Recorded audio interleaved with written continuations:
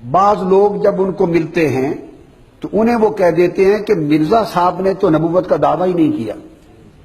کسی کو کہہ دیتے ہیں مرزا صاحب نے مسیح موعود کا جیسا بندہ دیکھا یہ نکتہ سمجھ لیں، شاطرانہ چال ہے. اس نے اپنی کتابوں میں ہر جھوٹ بول رکھا ہے، بہت بڑی مکاری عیاری کے ساتھ، ہر مواد موجود ہے. جیسا بندہ دیکھا اسی طرح کی بات کر دی اور کتاب میں اسی طرح کا مضمون نکال لیا. اس کے لیے ضروری ہے کہ اس پورے تصور کو ذہن میں رکھیں کہ مرزا غلام احمد قادیانی نے سٹیپ بائی سٹیپ ایک دعویٰ نہیں کیا، 12 دعوے کیے. کتنے کیے؟ اور ہر دعوے اس کی کتابوں میں ہیں. آپ میں سے کسی کو دیکھیں گے وہ کہیں گے جی ہم تو انہیں مجدد مانتے ہیں، اور انہوں نے بھی کہا تھا میں مجدد ہوں.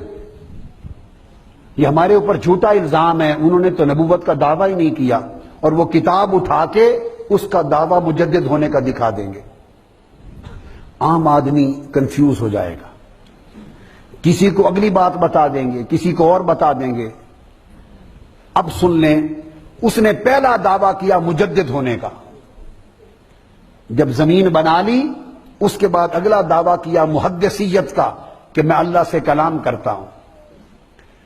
اس کے بعد اگلا دعویٰ کیا مہدویت کا، یعنی میں امام محمد مہدی ہوں، جو حضرت مہدی علیہ السلام آنے تھے وہ میں ہوں.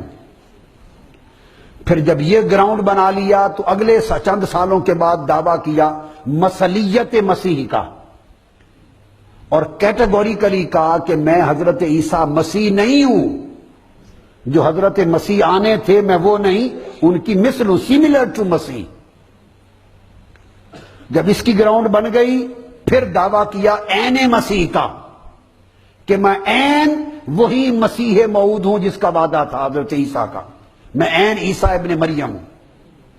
5 جب یہ بن گیا پھر اس نے اگلی سٹیج پہ دعویٰ کیا کہ میں حضرت عیسیٰ مسیح موعود پر بھی افضل ہوں. معاذ اللہ، وہ کم تر تھے میں ان سے افضل ہوں، استغفر اللہ. جب یہ بنیاد بنا لی پھر اس نے دعویٰ کیا کہ میں ذلی نبی ہوں. معاذ اللہ، اس کا مطلب یہ ہے معاذ اللہ کہ میں ترقی کرتا کرتا حضور علیہ السلام کے فیض سے حضور کے سائے میں نبی بن گیا ہوں. استغفر اللہ. یہ 7واں دعویٰ. پھر 8واں دعویٰ کیا کہ میں بروزی نبی ہوں. بروز کہتے ہیں ظاہر ہونے کو، ذل کہتے ہیں سائے کو، کہ میں حضور کا غلام تھا، ان کی پیروی کے فیض میں حضور کے زیر سایہ رہ کر نبی بن گیا ہوں. یہ پہلا دعویٰ. پھر آگے بڑھا، اس نے کہا بروزی نبی ہوں. بروز کہتے ہیں جو ہڈن تھا، چھپا ہوا، وہ ظاہر ہو گیا. اب اس کا معنی ہے میں نیا نبی نہیں، میں وہی محمد مصطفیٰ خود ہوں، مگر میں چھپا ہوا تھا، دوبارہ ظاہر ہو گیا ہوں. جو زیر سایہ بنے وہ کوئی اور ہوتا ہے، جو خود ظاہر ہو جائے وہ خود ہوتا ہے. ہر دعویٰ دوسرے کا بطلان کرتا تھا، ہر دعویٰ پہلے دعوے کو جھوٹا ثابت کرتا تھا. ایک دعوے کی دوسرے دعوے سے کوئی جوڑ اور میل نہ تھا. وہ گراؤنڈ بناتا، جب مرید ہو جاتے، لوگ مانتے، بنیاد بن جاتی، پھر 2-4 سالوں بعد اگلا دعویٰ.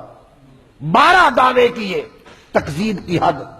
اس کے بعد اگلا دعویٰ کیا نامہ کہ میں نبی ہوں مگر غیر حقیقی نبی ہوں،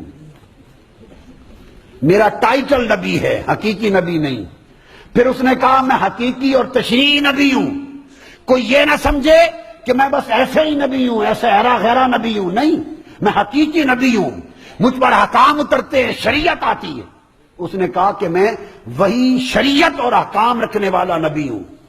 میں یہ دعویٰ کیا 10واں. 11واں دعویٰ کیا کہ لوگوں میں نے ختم نبوت کو نہیں توڑا، میں نے ختم نبوت کو، حضور خاتم النبیین ہیں، آخری نبی ہیں. تو انہوں نے پوچھا پھر آپ کیا ہیں؟ اس نے کہا میں محمد مصطفیٰ خاتم النبیین دوبارہ دنیا میں آ گئے، میں وہی نبی ہوں، دوبارہ آ گئے. پہلے مکہ میں آئے تھے، اب قادیان میں آئے. استغفر اللہ. یہ اس کا 11واں دعویٰ تھا. کتنا؟ کہ خود محمد مصطفیٰ ہوں، سو اب میں خود خاتم الانبیاء ہوں. اس نے کہا میں خود خاتم النبیین ہوں. اور وہ جو آیت اتری تھی وہ میری شان میں اتری. یہ میں سب اس کی عبارتیں بتا رہا ہوں آپ کو. 11 دعوے اور آخری 12واں دعویٰ کیا کہ میں مصطفیٰ محمد مصطفیٰ سے بھی افضل ہوں. معاذ اللہ، استغفر اللہ. اللہ پاک لعنت کرے اس پر، اور لعنت کر چکا.